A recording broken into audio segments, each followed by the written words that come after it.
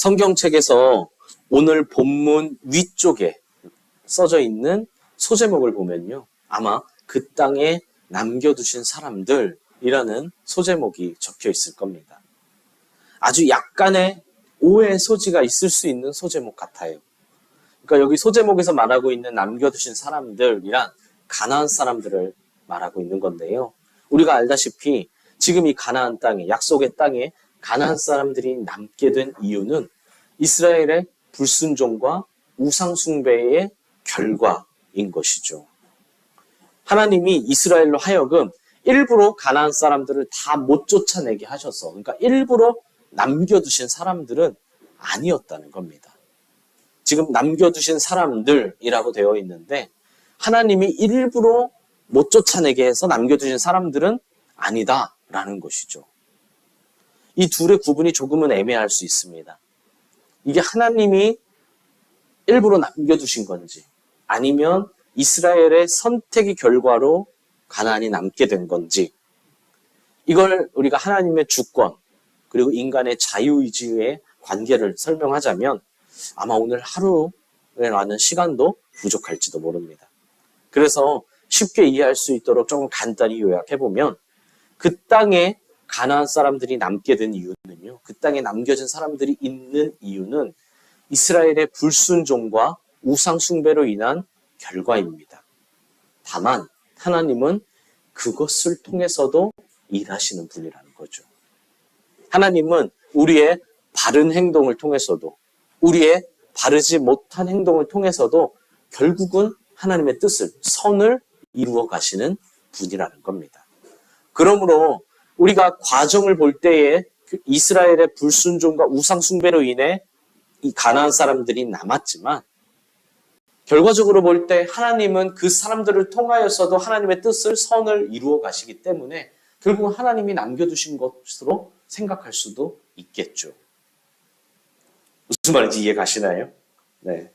만약 이스라엘이 온전히 끝까지 순종하고 오직 하나님만 섬겼다면 가나안 사람들은 남지 않았을 것입니다. 그러나 이미 불순종했고 이미 우상 숭배했죠.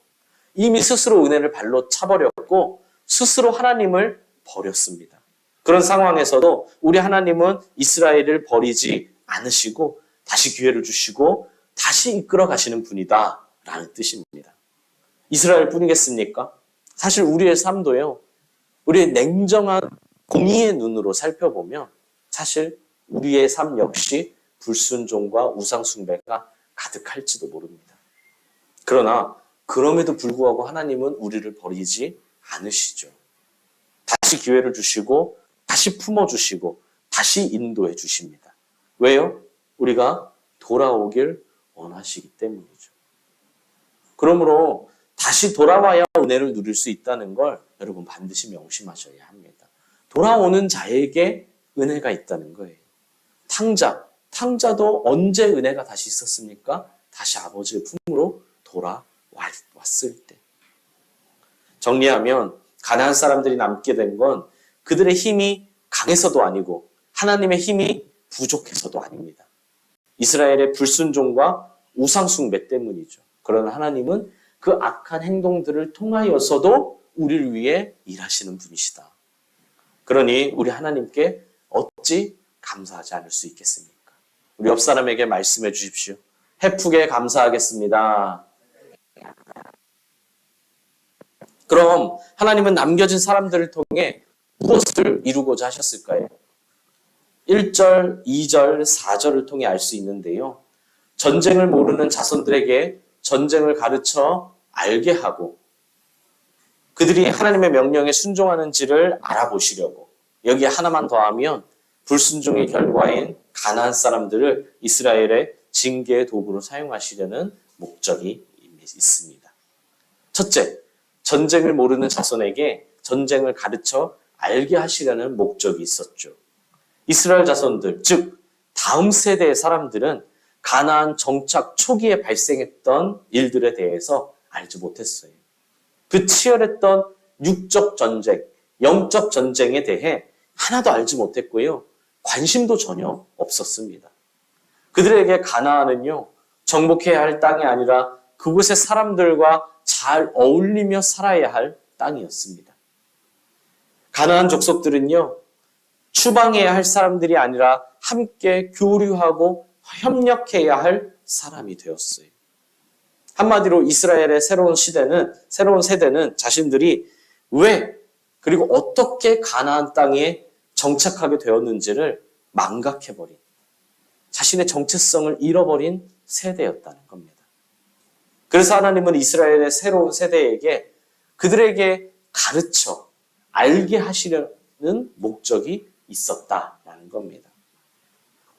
왜 애굽에서 나와 가나안으로 갔는지, 왜 어떻게 가나안에 정착했는지, 약속의 땅이란 도대체 우리에게 무슨 의미가 있는지를 가르쳐 알게 하시려 했다는 거죠. 사람은요, 참 신기한 면이 있어요. 다른 사람의 이야기를 통해, 다른 사람의 설레를 통해 배우면 좋은데 그러지 못하고요. 꼭 자신이 직접 해보고 나서야, 직접 경험해 봐야만 직성이 풀리고 직접 경험해 봐야 배웁니다. 여러분, 학생 때 내가 학생으로서 왜 공부해야 하는지를 학생 때는 절대 몰라요. 근데 학생이 끝나고 다 지나고 나서야 깨닫고 후회하게 되죠. 아, 이래서 공부했어야 되는데, 이래서 열심히 노력했어야 하는데 하면서요. 겪어봐야 이해한다는 거예요. 지금의 우리가 그렇듯이 이스라엘의 새로운 세대도 그랬습니다. 사실은 그들이 그랬던 것처럼 우리가 그러고 있는 거죠. 하나님이 허락하시는 평화가 얼마나 값진 것인지, 하나님이 선물하신 기업이 얼마나 중요한 것인지, 세상의 거짓된 우상들이 얼마나 큰 피해를 초래하는지를 보고 듣고서는 알지 못했어요. 보고 듣고서는 깨닫지 못했다는 거예요. 많은 이들이 직접 겪은 뒤에 깨닫습니다. 하나님이 주신 평화를 잃고 나서야, 하나님 주신 기업을 잃고 나서야, 우상 숭배를 함으로 내가 모든 것이 망가지고 나서야 자신의 잘못된 선택을 깨닫게 된다는 거예요. 얼마나 안타까운 거예요. 교회도 마찬가지입니다. 성도들이요, 자신의 마음대로 다 선택해놓고 이미 다 저질러 놓고 그래놓고 다 잃고 나서야 깨닫는 경우가 꽤 많이 있습니다. 목사가 볼 때는 너무 안타까운 거예요. 우리는 여기서 하나님이 남겨진 사람들을 통해 이루시려는 두 번째 목적을 알 수 있습니다. 그것이 무엇인가요? 자신의 잘못된 선택을 깨달은 자들이 하나님의 명령에 순종하는지를 알아보시기 위함이었습니다. 듣고 배웠든 아니면 자기가 직접 경험해봐서 깨달았든 어쨌든 자신의 잘못된 선택을 알게 된 자들이 이제라도 하나님의 명령에 순종하는가를 알아보시기 위함이었다는 거예요. 은혜를 알지 못한 자들이 은혜를 배우고 난 뒤에는 과연 어떤 선택을 했느냐는 거죠. 여러분, 역사의 주인은 누구이신가요? 여러분, 역사를 이끌어가는 사람은 누구인가요? 현존하는 초강대국인가요? 아니면 그 중에서도 최상의 권력을 잡고 있는 0.1%의 사람들인가요? 세상은 교회를요, 세상의 구석, 한 모퉁이를 차지하고 있을 뿐인 보잘것없는 종교 집단 정도로 여길지도 모릅니다. 그러나 우리는 결코 그런 평가를 받을 대상이 아니죠. 역사의 주관자는 우리 하나님이시기 때문입니다. 우린 역사의 주관자이신 하나님을 믿고 섬기는 하나님의 백성이고요. 하나님은 자신의 백성을 사용하십니다. 자부심을 가져야 한다는 거죠. 여러분의 자부심은 무엇인가요? 나의 자부심, 나의 자랑은 무엇인가요? 결코 재산, 학벌, 능력, 외모, 그 어떤 것이 자부심이 되어서는 안 됩니다. 그런 것들이 다 필요 없다는 게 아니에요. 필요합니다. 저도요, 우리 유튜브 방송을 시작한 지 꽤 오래됐죠. 이제 벌써 몇 년째가 흘러갑니다. 3년이 넘은 것 같아요. 놀라운 건 이걸 하면서요, 저도 점점 외모에 신경을 쓰게 돼요. 처음에는 그냥 영상을 통해서라도 우리 예배를 할 수 있어야겠다. 우리 영상으로라도 함께 모일 수 있어야겠다. 이런 목적으로 시작했는데요. 그래서 그냥 뭐 했어요. 그냥 아무렇게나 했어요. 근데 할수록 점점 얼굴이 왜 이렇게 오늘 어둡게 나오지? 왜 이렇게 얼굴에 뭐가 난 게 이렇게 잘 보이지? 제가 평생에 그렇게 외모에 막 이렇게 신경을 쓴 적이 거의 없거든요. 아마 이걸 하면서 여성분들의 마음을 조금이라도 이해하게 되었달까요? 이게 외모에 관심을 가지면 가질수록 작은 점 하나, 작은 뾰루지 하나가 굉장히 신경 쓰입니다. 근데요, 뭐 그렇게 해서 영상에 잘 나오든 어쩌든 그게 나의 자부심이 되면 되겠습니까? 여러분, 차를 탈 때 요즘 사람들이 무엇을 중요하게 여깁니까? 승차감을 중요하게 여기나요? 아니에요. 승차감이 아니라 하차감을 중요하게 여깁니다. 하차감이 무엇인가요? 하차감은 어떤 말입니다. 하차감이 무엇인가요? 내가 차를 타고 딱 주차를 하고 내릴 때 나를 보는 사람들, 그 사람들을 통해 내가 우월감을 얻는 것. 이게 바로 하차감이에요. 즉, 어떤 차를 타고 있느냐는 거죠. 그냥 평범한 국내 차냐? 아니면 다른 사람들은 쉽게 살 수 없는 고급 외제차냐? 내가 비싼 차를 타고 있다는 이 자부심, 이걸 바로 하차감이라고 합니다. 넓고 비싼 집이 나의 자부심이 되면 되겠습니까? 내가 어떤 아파트에 살고 우리 아파트 이름이 무엇인지, 그 아파트 안에서도 내가 몇 동에서 나오는지, 동마다 평수가 다른 아파트들이 있거든요. 내가 몇 동에서 나오는지. 여러분, 내 직업이, 내 가족이 자부심이 되면 되겠습니까? 여러분, 내 직업이요, 내 가족도요, 내 자부심이 될 수는 없어요. 여러분, 결국은 다 사라질 것들입니다. 우리는 우리의 주관자이신 하나님의 역사의 주관자이신 하나님의 자녀라는 것. 하나님이 나를 사용하신다는 것에 자부심을 가져야 합니다. 이 자부심이 없을 때 불순종하는 거예요. 엉뚱한 자부심을 가질 때 우울증이 찾아오는 겁니다. 왜요? 나는 내 나름대로 자부심을 가졌는데 나보다 더 나은 사람이 많은 것 같거든요. 그래서 우울해요. 여러분, 진짜 자부심을 가지십시오. 부디 모든 시행착오를 스스로 다 겪은 후에야 깨닫지 마시길 바랍니다. 가장 훌륭한 건 무엇입니까? 말씀을 들을 때 하나님의 말씀을 통해 깨닫는 것입니다. 옆 사람에게 말씀해 주십시오. 진짜 자부심을 가지세요. 우리 청년들이 은근히 여행을 자주 갑니다. 절대 뭐라고 하는 게 아니니까 오해하지 마십시오.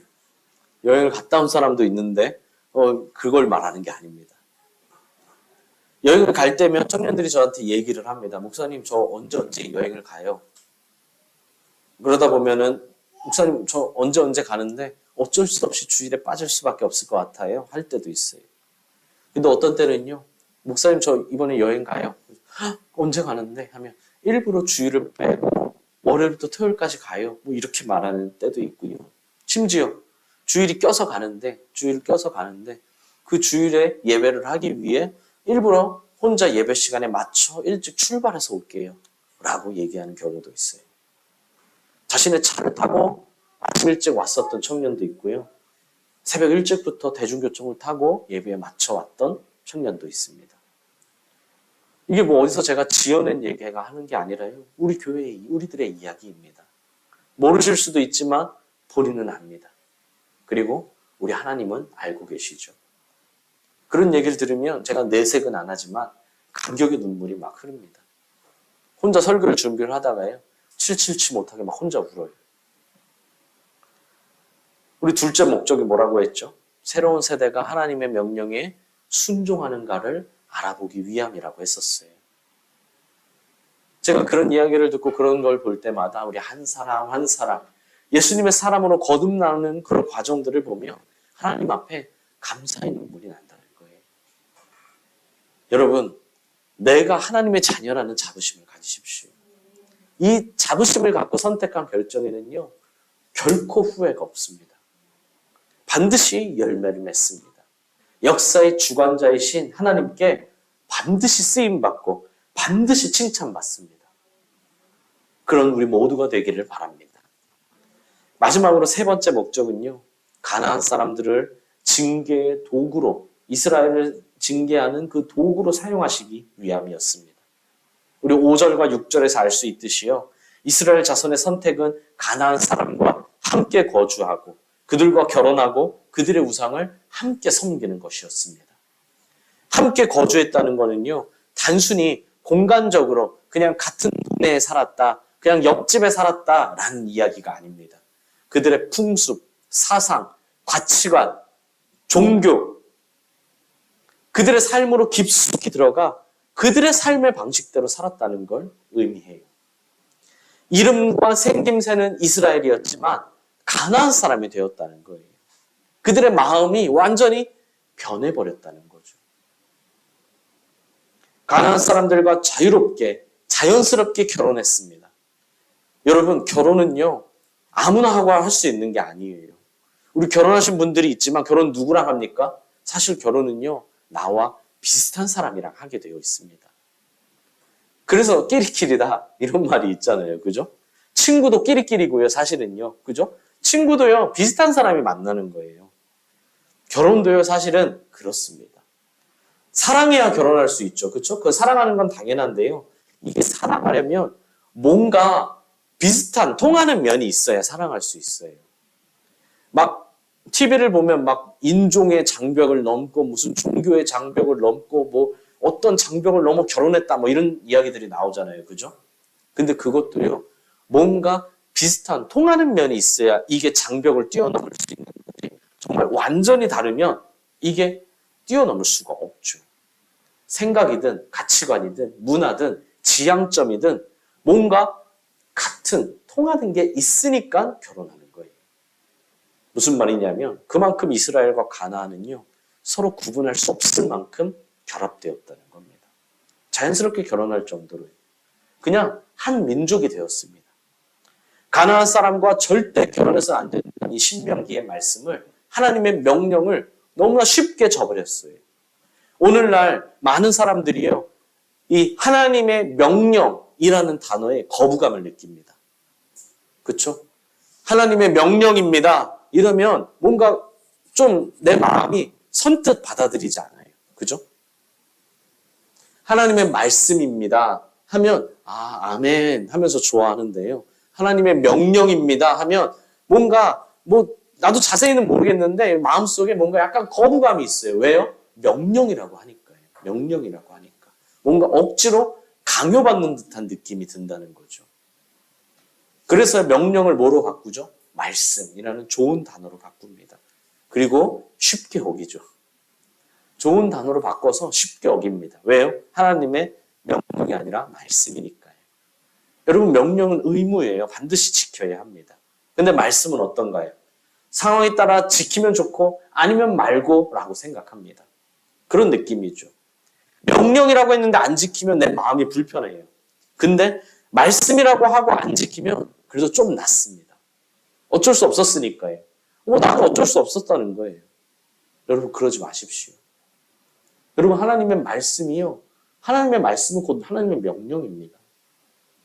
신명기의 명령을 어긴 이스라엘은요, 결국 신명기의 우려대로, 그 명령을 하나님이 우려하신 대로 결국 하나님을 버리고 우상을 섬겼어요.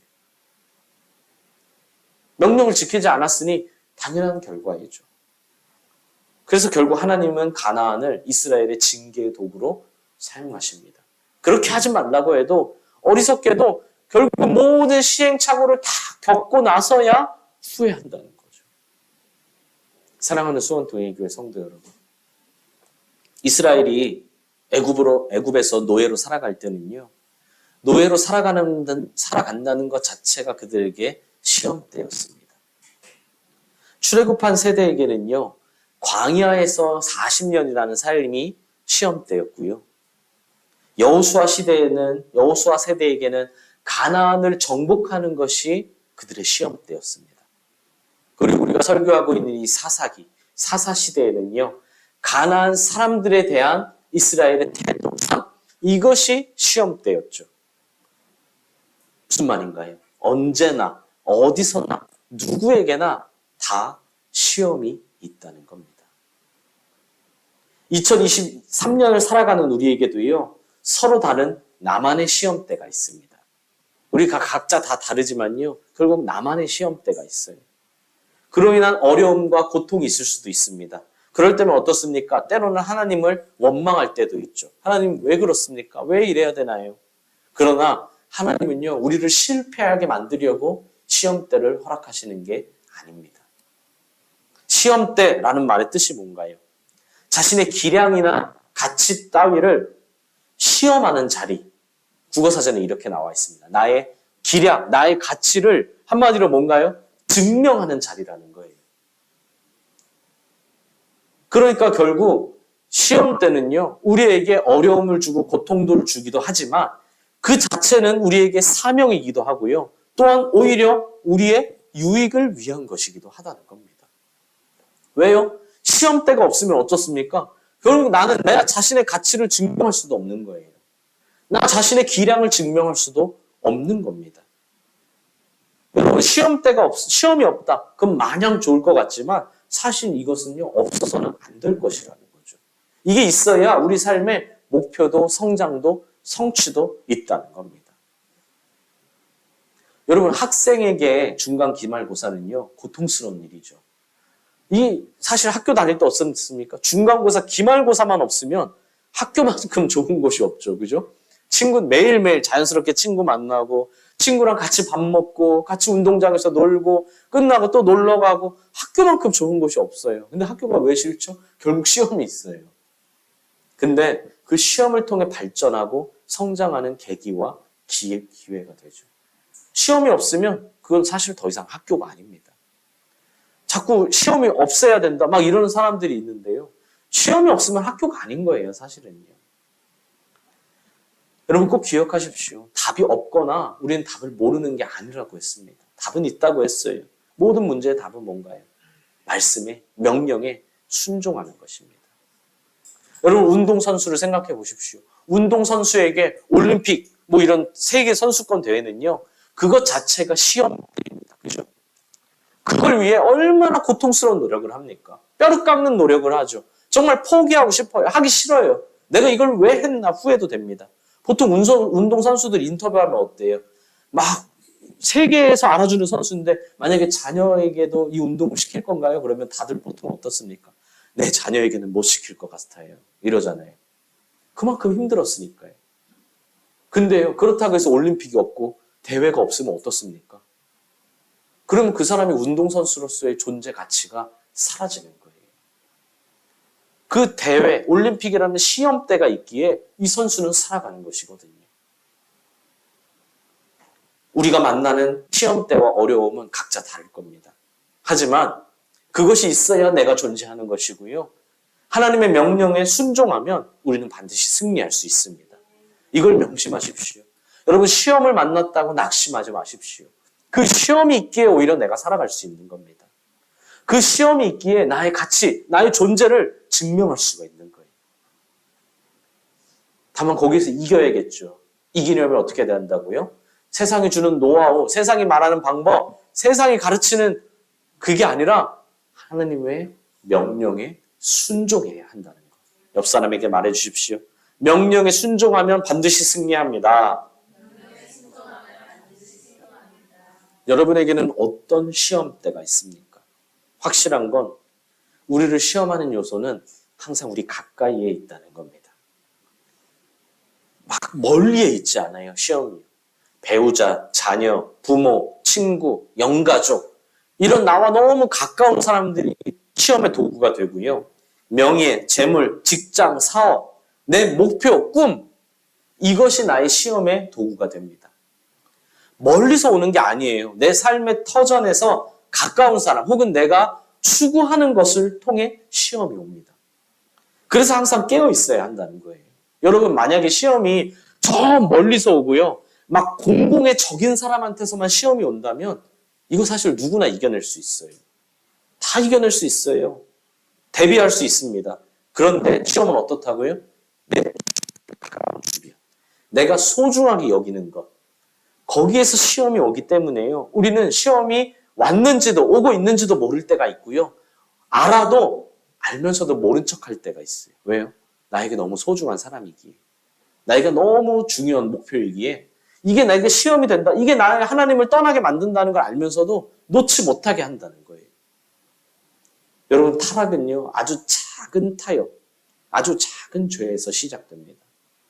편의와 유익을 위해 했던 작은 타협이 하나님이 아닌 엉뚱한 것을 두려워했던 이스라엘이 결국 하나님을 완전히 버리고 스스로를 망쳐버렸던 것처럼 아주 작은 죄를 용납하면 필연적으로 죄악의 길을 갈 수밖에 없습니다. 결국 하나님을 버리게 된다는 거죠. 그래서 바울은 뭐라고 했나요? 악은 모든 모양이라도 버리라 라고 했습니다. 모든 모양이라도 버리라. 설령 내 가까운 사람에게 올지라도, 설령 내가 그동안 추구하고 바랐던 목표에서 온다 할지라도 악은 버려라. 열왕기상을 보십시오. 수많은 왕들이 처음에는 분명히 하나님의 명령에 순종하는, 하나님의 명령에 잘 순종하는 믿음의 사람이었는데요. 작은 죄를 타협하죠. 왕으로서 지내다 보면. 뭘 타협합니까? 예를 들어 이방 여자와 결혼한다든가, 아니면 우상 제단을 허물지 않고 그냥 내버려 둔다든가, 작은 죄를 둬요. 그들의 말로가 어떻습니까? 결국은 우상 숭배의 길로 빠져버린, 하나님을 스스로 버려버린 왕들이 참 많죠. 신약에도요, 거짓 선지자 단 한 명을 용납함으로 온 교회 전체가 음행과 타락에 빠지는 경우도 나옵니다. 한 명 때문에요. 악한 것을 용납할 때 우리가 죄에 정복되는 건 시간 문제라는 거예요. 여러분, 우리 진짜 명심해야 돼요. 뻔히 타락의 길을 가고 있는데 내가 익숙하다는 것 때문에 눈치 보인다고 괜히 서로의 관계가 불편해지기 싫다고 내버려 두지 마시라는 겁니다. 뻔히 엉뚱한 일을 하고 있는데, 뻔히 엉뚱한 타락의 길을 걷고 있는데 그냥 그 관계 조금 서운해질까봐, 그냥 좀 관계 불편해질까봐 내버려 두지 말라는 거예요. 왜요? 내버려 두는 게 뭐라 그랬어요, 지난주에? 가장 큰 벌이라고 했잖아요. 근데 왜 내버려 두십니까? 여전히 자주 쓰이는 고사성어 뭐 있습니까? 맹모 삼천지교. 이게 무슨 말이에요? 사람은 환경의 영향을 받는다는 거죠. 신앙도 예외가 아닙니다. 작은 악을 용납하면요, 곧 죄의 길을 가게 돼요. 설령 내가 직접 죄의 길을 가지 않았다 할지라도요, 내가 그 사람의 영향을 받게 된다는 거예요. 여러분, 신선한 사과가 썩은 사과를 신선하게 만들 수 없습니다. 반대로 썩은 사과는요, 신선한 사과와 함께 있으면서 더 빨리 부패하게 만들죠. 그래서 어떻게 하는, 사과가 있을 때 어떻게 먹으라고 하면, 썩은 사과 먹는 사람은 계속 썩은 사과만 먹는 거예요. 그죠? 썩은 사과가 있을 때 그걸 과감히 버리고 신선한 걸 먹는 사람은 매일매일 신선한 걸 먹는 거고요. 여러분, 내가 직접 죄를 짓지 않아도 내 주변 사람, 왜 그냥 자꾸 내버려 두십니까? 정말 내버려 둬도 됩니까? 악은 그 무엇이든, 아무리 크든, 아무리 작든, 아무리 익숙하든, 아무리 많은 정이 생겼든 철저히 배격해야 돼요. 빨리 돌아오게 하든지 아니면 끊든지를 해야 되는데, 돌아오기도 안 하고 끊지도 않고 애매하게 왜 자꾸 유지하세요? 이미 내게 혹은 내 주위에 있다면 빨리 돌아오게 하셔야 됩니다. 그러지 않으면 내가 물들어갑니다. 진짜 내버려 두실 겁니까? 뻔히 잘못하고 알고 있으면서도 내버려 두실 겁니까? 이스라엘은 자신의 시험대에서 하나님을 버렸습니다. 우리는 어떻습니까? 우리는 어떤 시험대를 만났나요? 여러분은 그 시험대에서 어떤 선택을 하고 계신가요? 인생은 시험대의 연속이에요. 내가 지금 가지고 있는 이 시험대를 이겨내면 또 다른 시험대가 찾아옵니다. 20대는요, 20대의 시험대가 있고요. 30살이 되면 30대의 시험대가 있습니다. 60대가 되면 60대의 시험대가 있고요. 80살이 되면 80대의 시험대가 있습니다. 그러므로 인생은요, 순종의 연속이 되어야 돼요. 왜요? 시험대가 연속으로 있으니까요. 그러므로 인생은 어떤 연속? 순종의 연속이 되어야 합니다. 왜냐하면 지금 내가 할 수 있는, 지금 나만이 할 수 있는 순종이 있기 때문이죠. 여러분 인생을 순종의 연속으로 만드십시오. 지금 만난 시험대에서 순종하면 그 다음에 만나는 시험대에서도 순종할 수 있습니다. 20대와 30대에 할 수 있는 순종이 있고 60대와 80대에 할 수 있는 순종이 있다는 거예요. 결론은 무엇인가요? 지금 순종해야 됩니다. 지금. 지금 내 시험대에서, 지금 내 상황에서, 지금 내 나이에서, 지금 내 환경에서 순종해야지 나중에 이렇게 되면, 나중에 되면, 그 나중에 또 다른 시험대가 와요. 시험대에서 엉뚱한 선택을 했던 이스라엘의 결과는 망하는 것이었죠. 자명합니다. 여러분은 어떤 시험대를 만났습니까?